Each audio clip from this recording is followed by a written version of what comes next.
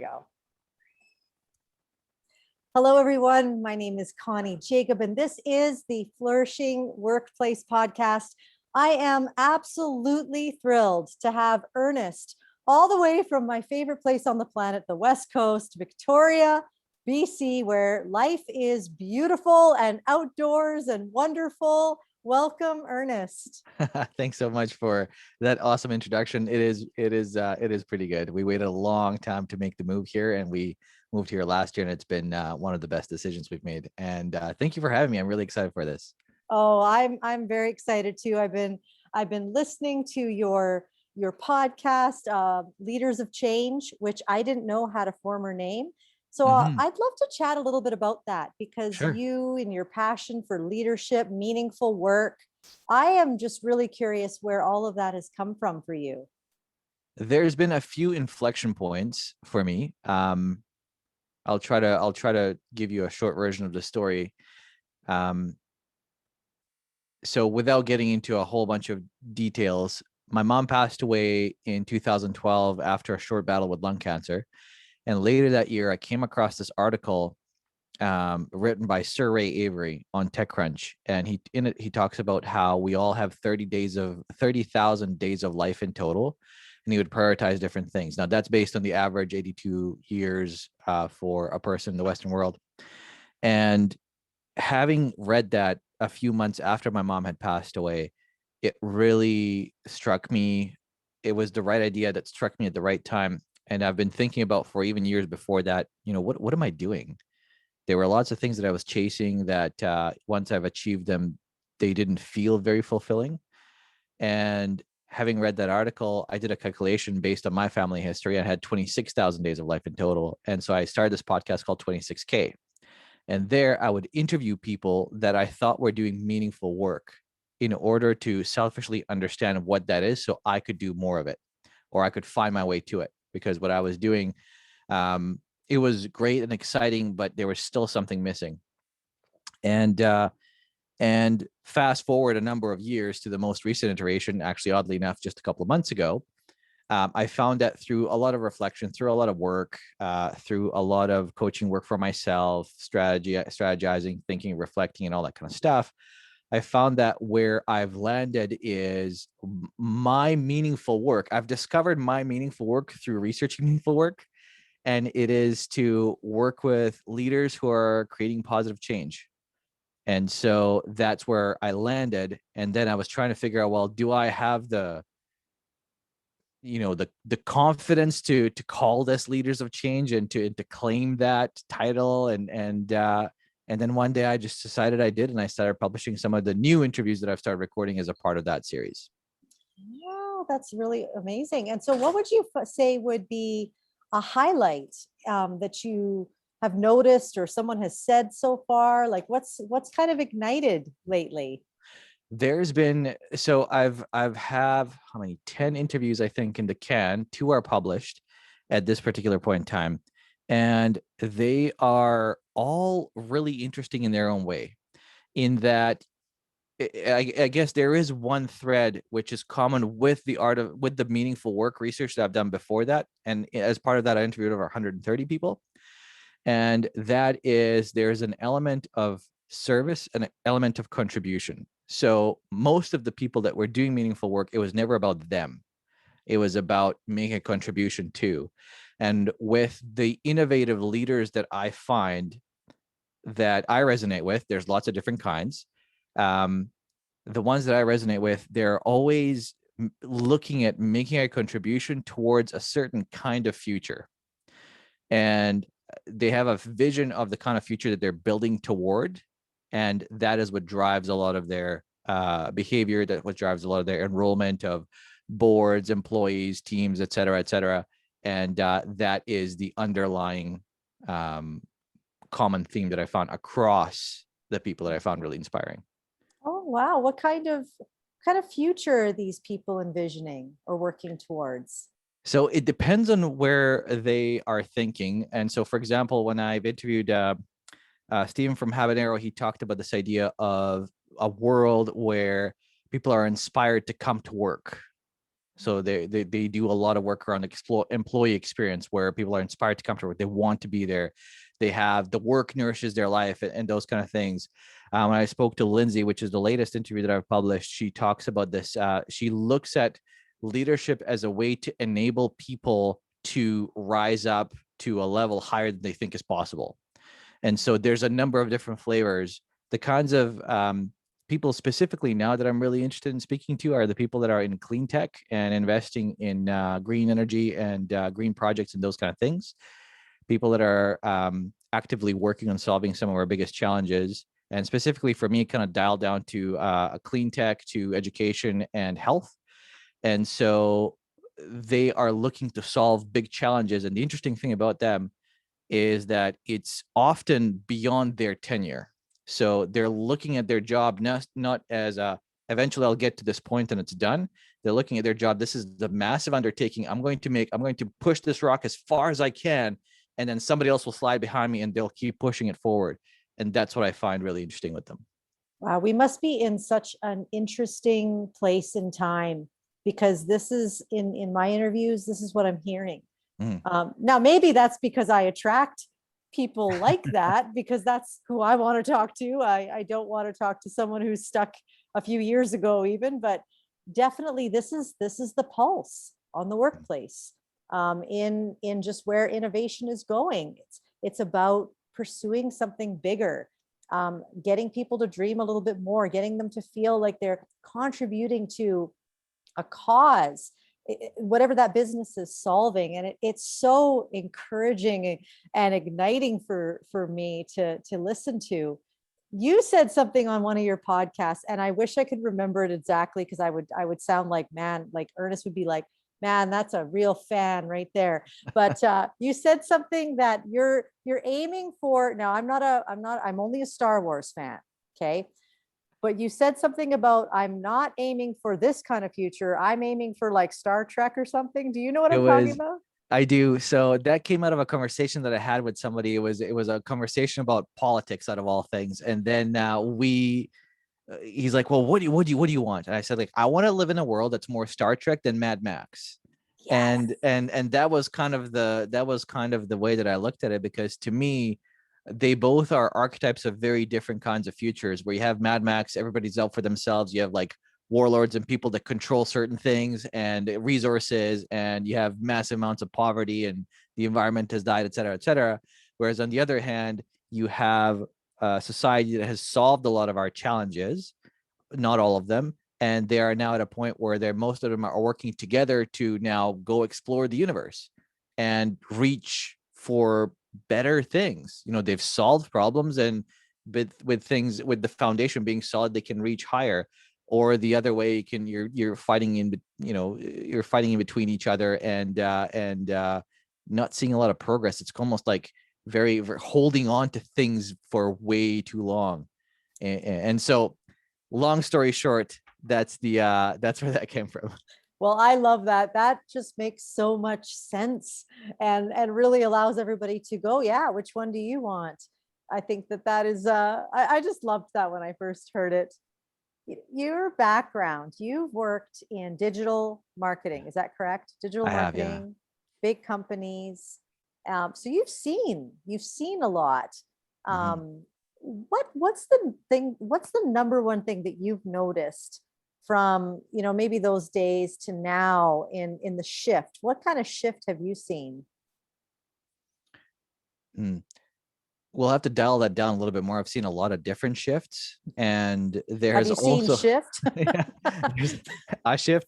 There has also been shifts in the kind of people that I've been connecting with over the years. When I first started, it was almost 20 years ago. I would take on any client that were willing to pay me at the time, and then the business evolved, and I started working with bigger brands, and then speaking at conferences, building university programs, building my own conference, and then making a transition into the coaching work and connecting with innovative leaders there. And so there's been a transition in the kind of people that I'm connecting with, and so I'm very aware of that, because I believe that also creates a bias. So there are, like, help me dial it down a little bit. So what kind of shifts would be interesting to just wondering, 20 years ago when you started, I'm just wondering if we've evolved at all In as in a as business. work or Yeah, in workplaces. If mm, you've seen a shift, even if it's only a little bit, mhm. I just wonder if we've come some ways. What I am noticing is that there is this I'm trying to kind of measure my words. I don't want to call it a tidal wave, but there's definitely a groundswell, as my friend Scott Martin would call it, of meaning and purpose. So what I have noticed is that the people that are able to attract top talent are standing for something. And when you have that kind of ability, when you lead from a conviction or a vision of a future that you're building towards, you're attracting people that are also believe in that vision and share in that vision. And you will get top talent. You will get people that are willing to do I don't want to say like I don't want to say a massive amount of work, but they're willing to put their work into this vision, and they know that their work is contributing to something, and they can go home, they can go sleep at night knowing that they've done something worthwhile. And so I think that that is one of the shifts that I see. I also see, a few years ago we have this. So in marketing, they call it greenwashing, where everything was green in some way or another. Whether it was or not, that's a whole different story, but it was just kind of the veneer that was put on. And what I hope, and the other thing that I've noticed is that there are companies that are putting on a veneer onto what they do without actually changing, and there are companies that are actually changing and not putting on a veneer. And I think that's where some other shifts are happening as well. Mm, mm. Yeah, I keep hearing about the cause and how that attracts high performing leaders, employees. I couldn't agree more. And to be honest, I wonder a little bit, because I'm a Gen Xer, and we just kind of, I don't know, my generation, we just kind of put up with whatever. And then these millennials came along, and it's like, actually, no, we don't want to do that. We don't want to be away from our kids. We don't want to have our kids carry a key around their neck. We want to Right. be home. We want to have dinner together. We want to, and they kind of, in my opinion, really push things in a real positive direction. I don't know if you've seen anything like that. Are you a Gen Xer too, Ernest? I was born in 1980, so I'm officially an elder millennial, or whatever the transition term is. So there's like a really small fraction of a generation. They call it, I think, Zennials or something. I don't know. I'm kind of in between. Um, what I noticed with that is, if you look at it, is from a generational perspective. I've done some generational work with some really smart people. Is that the reality was very different for people that are now 60, and for people that are now 40, and for people that are now 30. If you look at the cost of living, the average wage, the kinds of jobs that are available, the fact that you need to have dual income in order to, afford a nice life, et cetera, et cetera. And so it's the pressures are very different. Whereas, for example, you might have someone who might be of an older generation that was able to buy their house for, $100,000, have one person working, have another person maybe stay home, raise kids, or do whatever, or work, have a choice, and still be able to afford all of these things without extra pressures. Whereas now you have folks that are, buying an apartment in Toronto for $1.5 million through inheritance, through savings, through, and still have, like, a 30, 35-year, 40-year mortgage or whatever. And so the realities are very different. So I think what we're seeing is we're seeing a pushback against some of those realities. And that's a clashing of the worlds that I see. Mm. I think it's so good for us to understand that, so that when we come to the table in whatever workplace we're in, and there's all kinds of ages and Mm. even diversity in all areas, we can kind of begin to understand a little bit of why people would want to work for a place where there is a cause, there's Mhm. meaning. Because work sometimes costs us. It costs us our time, Yeah. costs us what we could do on our own. Like, if you've chosen workplace over entrepreneurship, like, it really is counting a certain cost, and it needs to have a real clear I know this is going to sound funny to some managers, a return on investment for the employee. They want to know, hey, if I'm going to give you my time and my treasure inside, I need to know that this is going somewhere. And even if it doesn't benefit me personally, like you said, Ernest, in 10 years, 20 years, 30 years, this is going to make a difference. I'm willing to pay this kind of cost. I'm willing to go to work. I'm willing to give my best for that. Mm-hmm. That makes a big difference. And the reality is you still have a lot of people that are in the space of, I just want to go to work and I want to be done. This is something that provides me with an income that allows me to live a life that's comfortable and I'm good with it. That's totally cool. There's nothing wrong with that. Nothing wrong with those kind of leaders, nothing wrong with those kind of companies. The kind of companies that I see that are driving change are operating very differently. And they are the ones, like you said, that are attracting the people that are interested in doing something. Now, the other interesting thing that occurred while I was doing the first round of interviews, to 130 interviews, is I came to this weird place where people would start connecting with me and asking for advice about meaningful work, etc. And I would ask them how old they were. Oddly enough, like 7 out of 10 were 44. I don't know what the deal with that was, how that happened, or what happened. But I also feel like there's a certain point, if you are a successful, highly driven person, eventually you get to this point where everything that you've been told that you should have or have done or achieved, and you achieve all of those things, there comes a point where you're like, is this all there is? And at that point, you have a few different ways to go. And I think that the folks that were interested in doing meaningful work, it doesn't matter the generation or the age. There's something that drives them to look for something more. And I think those are some of the shifts that are happening. You can easily get people that are in their 60s, 70s, 20s, 30s that share a common cause, that are willing to work together and work really well together, once they're past that kind of barrier. That's very interesting. That's very interesting. Well, hey, I'm like almost 47 and I identify with that. It's like this last 40 years of my life better be good. Like it better be making a difference, doing something. Like Yeah. I definitely find that so interesting. I would love to ask you one more question. I would love for us to maybe just address any manager, HR leader, entrepreneur, boss that is like, well, I want this. This is what I want. I want to have a cause that's bigger than me. I want to attract these high performing leaders.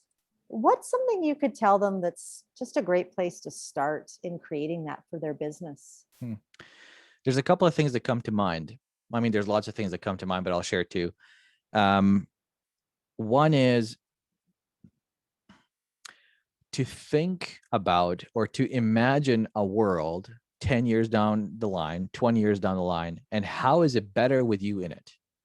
What have you contributed to? So for me, that idea of Star Trek versus Mad Max is very visual.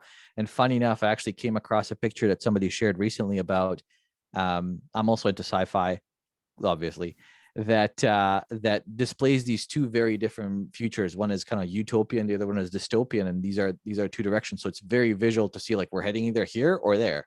That's the choice. So if they were able to paint a picture of what is it that they imagine, do they imagine a world in which people have access to clean energy? Do they imagine a world where people feel engaged when they come to work and they can leave and go somewhere else and be even better, and you can still maintain those relationships? They imagine a world where, I don't know, like people, you have if it's a leader, for example, at an educational institution, where students can come in and see, and you can believe in them more than they believe in themselves. And so it unlocks this thing. So like thinking about things that way. So that's one thing. And the other thing is, if you're looking at solving larger problems, and this is another filter that I've been experimenting with, is to look at the UN Sustainable Development Goals. So they have 17, I think, at this particular point in time, and there are all kinds of different ones: life by water, life below water, clean energy, equitable employment, inequality, and a number of other things. Excuse me. And so think about, how is it that what we do contributes to one of those things? And, I think sometimes we don't make those kind of connections, but the way that I see it is that if you're using, for example, if you're building an AI system that allows buildings to operate slightly more efficiently, that contributes to some of those things. If you're working with, for example, in chemistry, and you're looking at eliminating pesticides in some way, or making fertilizer more bountiful, or any of those kind of things, there's a vision, there's a contribution that you're making towards something. And I think those would be two ways that are kind of quick hacks to access some of this. Well, those are incredible hacks. I absolutely love them. I mean, even thinking 10 years down the road, and that just fired me right up. And then I never even thought about that. The 17 factors that the UN has put out. I had no idea. So they've developed this a few years ago, and I think it's expanded over time. And they're looking at what are some of the biggest challenges that we're facing. And so what a part of what they do is they promote certain companies and organizations and NGOs that are helping solve some of those things. So there are areas of the world that don't have access to clean water. We've known that. Oddly enough, it's starting to happen now in North America as well, with aquifers drying out with droughts and those kind of things. So, if there is a way to contribute to innovation and towards that, even working on a photovoltaic cell that increases, for example, that contributes something to increasing the capacity of a solar panel to improve efficiency. Like, there's millions of things that you can attach, but you as a leader have to start making those connections, because nobody else will do it for you. That's good. That's a perfect way to end. No one else is going to do this for you, but you can do this. Yeah. I think that's a wonderful way. It is possible to create something that drives meaning in our world, meaning for you, meaning for your employees. This has been, wow, Ernest, so phenomenal. I want to thank you so much for coming on this podcast with me. Hey, thank you for having me. I thought that's helpful. I hope that's helpful. Sorry. And I hope it's helpful to folks that might be listening, and maybe spark some ideas for you as well. So thank you for having me. This was great. Absolutely.